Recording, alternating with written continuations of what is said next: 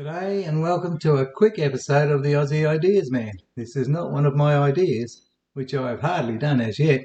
However, it is topical.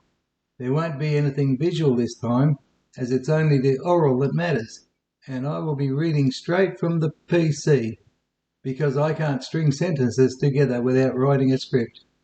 I'm bad enough reading my own scripts too. I just want to tell you about my experience after getting each Pfizer jab and ask you whether you think this is merely coincidental or side effects from each jab. Let me know in the comments. Anti-vaxxers should be particularly interested, but it is pertinent to all. Jumping straight in, this is what happened to me. I got a Pfizer jab and within about 10 days I got a bad head cold, for want of a better description, that lasted 8 days. The strange thing about it was that I could not identify anyone I had got it from, nor did I pass it on to anybody, even though I have a large family and had mingled with them during the time. Not even my wife got it. It appeared not to be contagious at all. Shortly after that, I had my second Pfizer shot, and a week or so later, I didn't keep a diary, thinking nothing would happen to me. I exited my car to take a morning walk and felt a slight pain in my groin on the left side, as my foot touched the ground. I decided to walk it off, but the hour-long walk only made it slightly worse.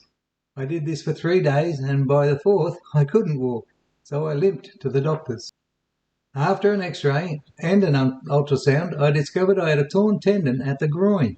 Now, in 68 years I have been involved in many highly active pursuits and never once torn a tendon. This was done by simply stepping from a car, which I had done thousands of times without a problem. Well, it has been another 10 weeks. And not only has my groin not healed, it has improved a little, but all my limbs got tense muscles and aching joints, including lower back, across the chest, between the shoulders, and in the neck. My thinking was that the leg problem caused it, not thinking that a vaccine would do this sort of thing. I could understand flu-like symptoms, but had no concept of muscular-related side effects until my daughter-in-law strained her back just a few days ago. Her medical practitioner asked her straight up if she had recently had a COVID vaccination, which she had. And all I had heard on TV, my main source of information, was that AstraZeneca caused blood clots in about 1 in 2 million people, and some people had mild headaches generally.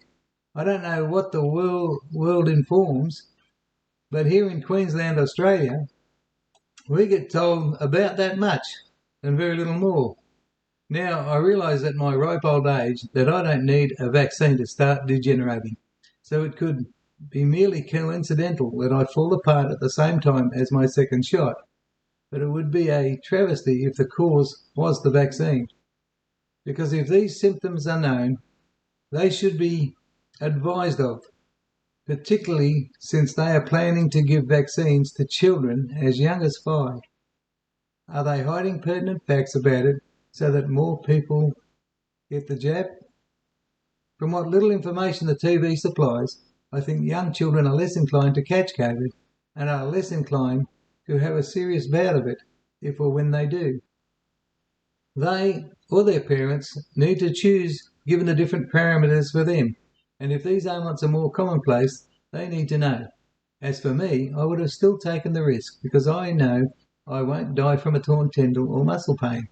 And I hope it goes away with time, but I do feel that it is better to let the populace know the risk of side effects and what sorts to expect.